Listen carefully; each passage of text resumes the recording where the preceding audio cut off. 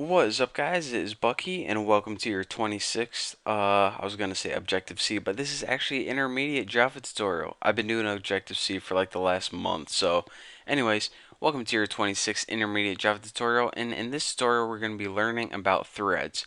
Now, if you watch any of my game tutorials, you know that I already taught you guys a little bit about threads, but now we're gonna be really getting in depth.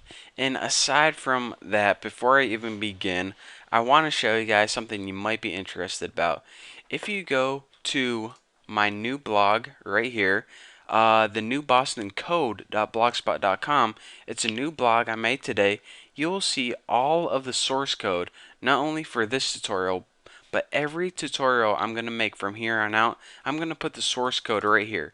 And again, the new bostoncode.blogspot.com. And if you're too lazy to type that in, just go ahead to my other blog, and then you can see a link to that right here on my tutorials source code. Or if you are at my YouTube channel, good thing I have like the smallest browser in the window. Well, if you're in my YouTube channel, go ahead and go to my blog, and then there's a link to this blog. But anyways, that's enough of that. Let's get to the tutorial. So actually, I'm just going to put a link to this right in my description box. Why don't I do that and save you guys confusion? Yeah, that's what I'm going to do. So if you're saying, all right, let's get to this thread stuff. What is a thread? What a thread is it's a way your computer allows you to do multiple things at once. So for example, the video you're watching right now. Remember the old days where you had to download a video and wait for the whole thing to download, and then once it was downloaded, then you can watch it? Like, F that, no way.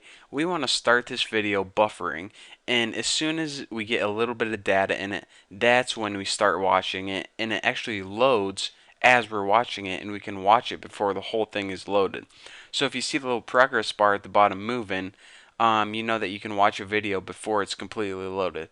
So loading and watching, those are two different things, doing it at the same time. That's the power of threads.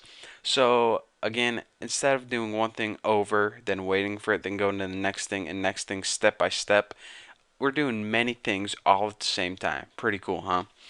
So I'll be going into this a little bit later, and if you need a better explanation, go to my Java game development tutorial 1 and 2, and I explain it more in detail, but now we really just want to get into the coding.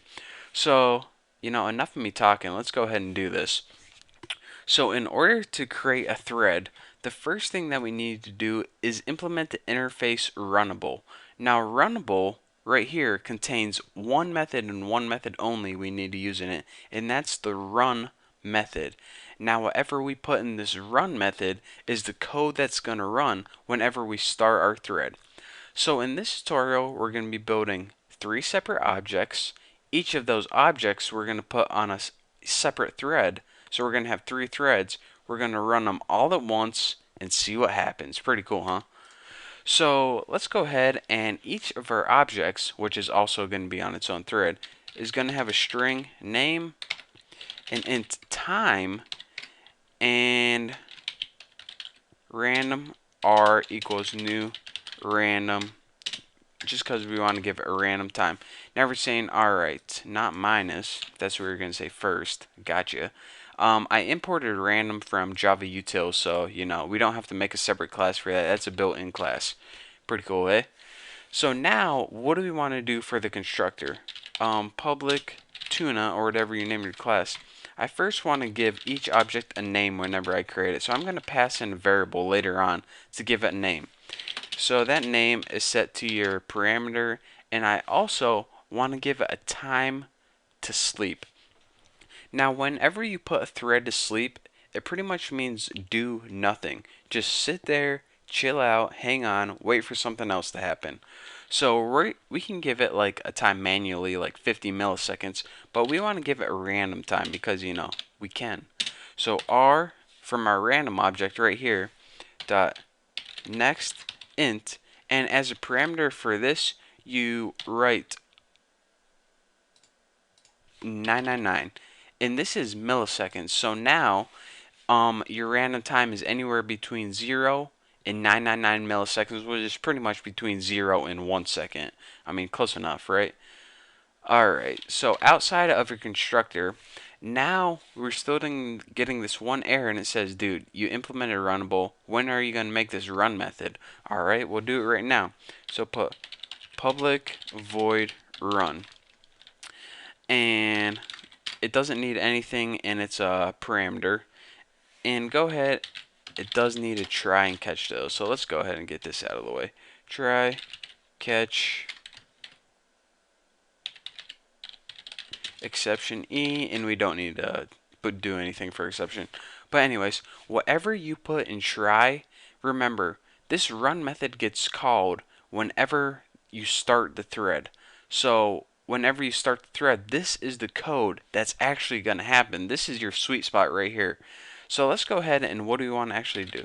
System out printf, and let's go ahead and press for the format. Let's go ahead and press %s is sleeping for %d.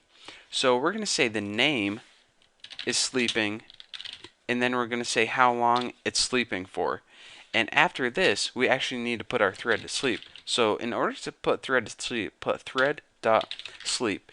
And you don't need to name what thread you're putting to sleep, because whenever you call run, it automatically knows that thread. It's kind of like self keyword. So looks good right there, and we also need to put time in here. As a sleep parameter, you put how long do you want to sleep for. I mean, you could put something like 40 or 12 seconds like that. Actually, it would be that. But what we're going to be doing is giving it that random time to sleep for. So that's why that came in handy. And after this, we just want to do system out printf, one more statement to make sure everything went well. Maybe you should put out instead of R. That would probably help, just a little bit. And let's just go ahead and put, alright, Haas. %s is done. And for the parameter, just put name. So I know this might not make any sense at all, but in the next tutorial, when I put all of this together, you'll actually see how to implement threads, and I'll be going over it one last time to tie it all together and so it makes sense to you. So stick around for the next tutorial, and I will see you then.